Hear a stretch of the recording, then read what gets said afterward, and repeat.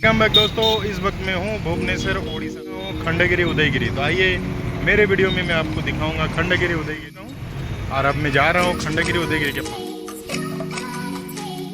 ये रहा Khandagiri ticket counter, यहाँ से टिकट लेने को।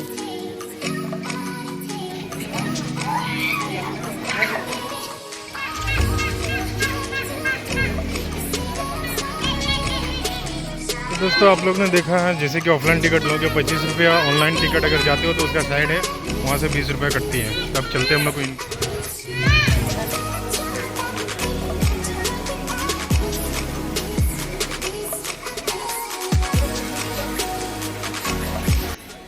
तो इस वक्त हम लोग को इन कर चुके हैं, गेट इन कर चुके हैं और अब चढ़ रहे हैं खंडगिरी की ये चढ़ाई पे। ये आराम से चढ़ सकते हो और यहाँ का पत्थर तो बहुत अच्छा है, स्लिप भी नहीं है। और ये मेरे समय जानकारी जो कि हमारे इतिहास समय में खारवेल के समय के ये इतिहास है। ये खंडगिरी की गुफाएं का इतिहास इस प्रकार है दोस्तों कि खंडगिरी उड़ीसा के भुवनेश्वर में 7 मील दूर पश्चिम और उदयगिरी के पास स्थित है। खंडगिरी का शिखर 123 फीट ऊंचा है दोस्तों और इसके आसपास की पहाड़ियाँ सबसे ऊंची है। खंडगिरी का अर्थ होता है टूटा हुआ पहाड़ी, मतलब टूटा हुआ गुफा पहाड़ी, ऐसे कुछ भी आप समझ सकते हो। खंडगिरी की गुफाओं का निर्माण पहली और दूसरी शताब्दी ईसा पूर्व के आसपास महामेघवाहन वंश के राजा खारवेल के आदेश पर करवाया गया था दोस्तों। इन गुफाओं में जैन धर्म का शिष्य रहते थे।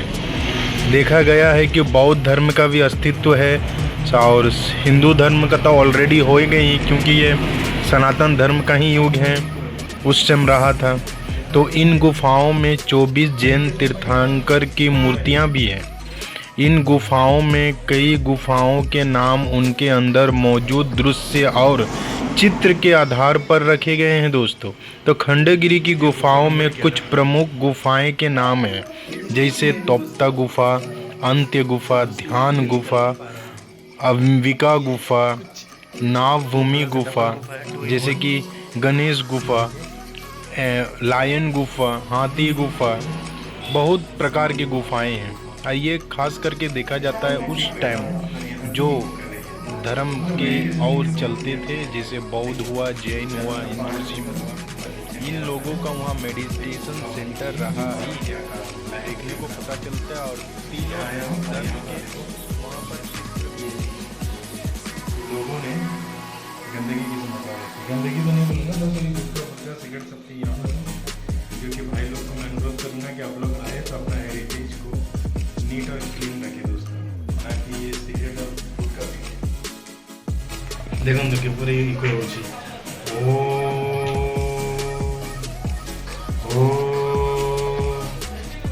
चारियाड़े।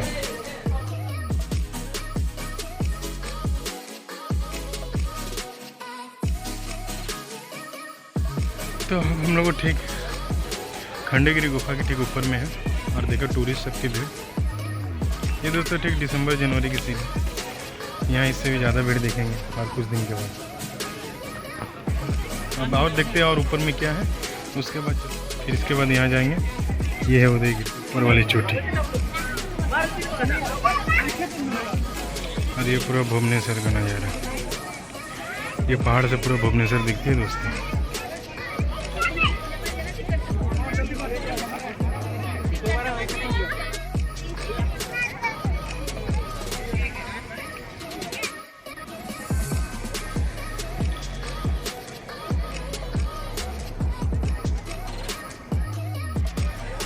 मैं ठीक खंडगिरी के टॉप में हूँ दोस्तों, और यहाँ से देखिए भुवनेश्वर की नज़ारा, पूरा सिटी दिख रही है भुवनेश्वर की, हाईवे से लेके बिल्डिंग सब।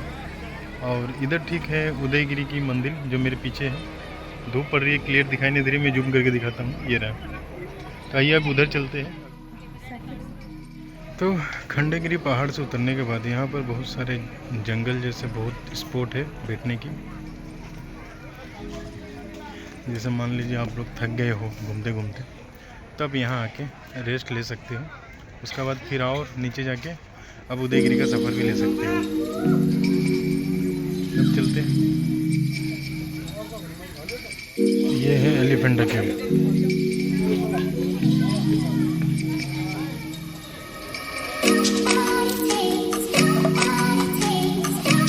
दोस्तों गणेश गुफा जो कि हिंदुज़म को डेडिकेट करती है।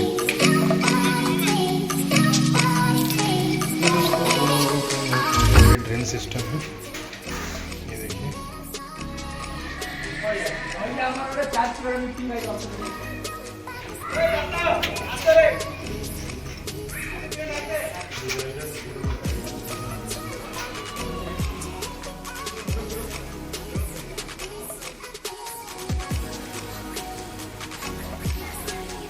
तो गाइस इस वक्त मैं हूँ वो गुफा जो सबसे बड़ी गुफा है।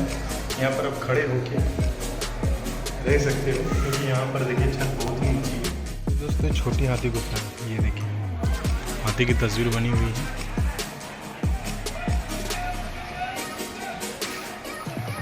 और ये अलकपुरी गुफा, अलकपुरी गुफा इस टाइप की है। देखो एक गुफा में दो दो रूम बनी हुई। हम लोग खंडेगिरी निकलने के बाद अभी सीधा चलते हैं उदयगिरी की तरफ।